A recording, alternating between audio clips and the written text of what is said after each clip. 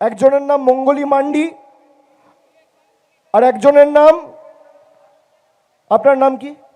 হ্যাঁ, আপনার নাম বলুন। মঙ্গলি মান্ডি। আপনার নাম বলুন। মঙ্গলি মান্ডি। আপনার নামও মঙ্গলি মান্ডি। আপনার নাম বলুন। বিজয় মালি।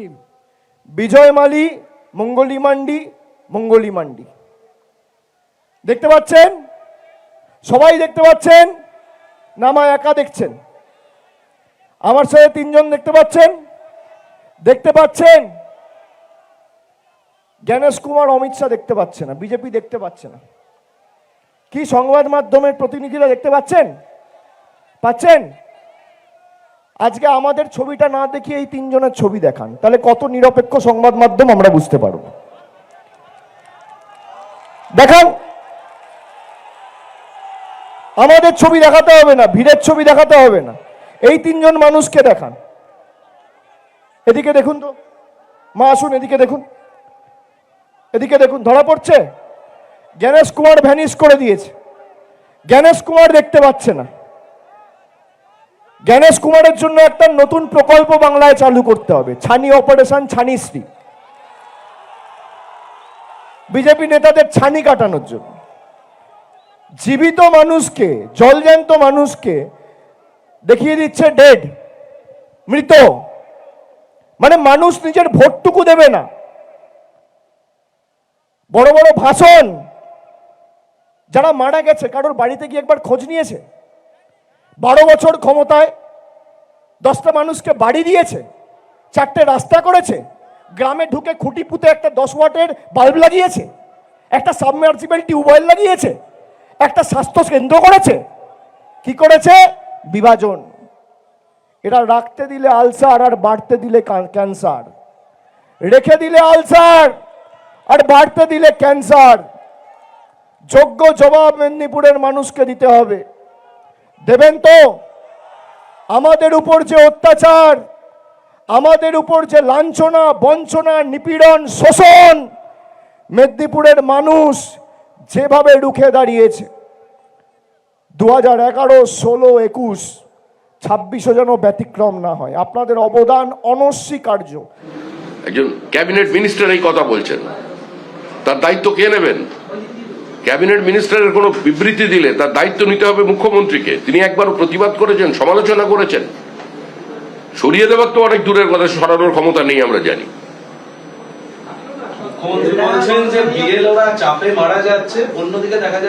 বিএলওরা চাপে মারা যাচ্ছেন না, পরোক্ষভাবে তৃণমূল কংগ্রেস বিএলও কে খুন করেছে। বিএলওদের বিদেয়ী আত্মার সঙ্গে প্রতারণা করছে তৃণমূল কংগ্রেস।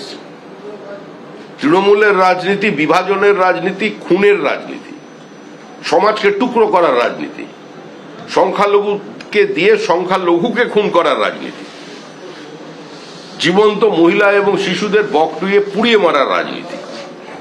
এই রাজনীতিকে মানুষ প্রত্যাখ্যান করছে। বিভিন্ন জায়গা থেকে বিএলওরা প্রচুর পরিমাণে তারা ইস্তফা দিচ্ছেন, মানে এটা কোথাও তৃণমূলের একটা রাজনৈতিক। আমার এখানে আমরা কোনো কথা তৃণমূল সম্পর্কে বলতে চাই না। আমাদের বক্তব্য ইসির কাছে।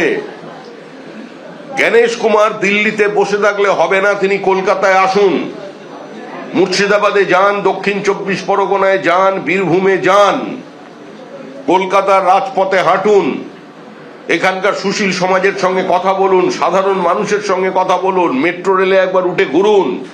মানুষ কি বলছে, মানুষের কি দাবি, মানুষের কি কণ্ঠস্বর, সেটা শুনতে হবে। আর রাজ্যপালকেও শুধু রাজভবনে বসে থাকলে চলবে না। আমি জানি তার শারীরিকভাবে তার একটু সমস্যা হয়েছিল, এখন তিনি সম্পূর্ণ সুস্থ। তিনি যান, সংবিধানের তো রক্ষাকর্তা তিনি কাস্টোডিয়ান, তার নামে রাজ্য সরকার পরিচালিত হয়। তিনি একটু মুর্শিদাবাদ যান, তিনি গোয়ালপোখার যান, তিনি দক্ষিণ 24 পরগনা, উত্তর 24 পরগনার বিভিন্ন জায়গায় যান, বিএলওদের সঙ্গে কথা বলুন, সাধারণ মানুষের সঙ্গে কথা বলুন, যারা কোনো রাজনৈতিক দলের পতাকা নিয়ে রাজনীতি করেন না, সরাসরি ময়দানে নেই, নির্বাচনে ভোট দেন বা ভোট দেওয়াটা তার অধিকার বলে, তার দায়িত্ব বলে মনে করেন, সেই মানুষের সঙ্গে রাজ্যপাল কথা বলুন, রাজভবন থেকে বেরিয়ে আসুন। পশ্চিমবঙ্গে এখন সাংবিধানিক সংকট নয়, সাংবিধানিক ব্যবস্থাটা ভেঙে গেছে। আর সাংবিধানিক ব্যবস্থা যখন ভেঙে যায়, যখন সুপ্রিম কোর্টও বলছে এখানে সংবিধান এখন প্রশ্ন চিহ্নের মুখে, যে ভাষায় কালকে সুপ্রিম কোর্ট পুরো পরিস্থিতির ব্যাখ্যা করেছে, তারপরে রাজ্যপাল রাজভবনের মধ্যে তাকে আবদ্ধ থাকলে চলবে না, তাকে বেরোতে হবে রাস্তায়। এবিপি আনন্দ, এগিয়ে থাকে, এগিয়ে রাখে।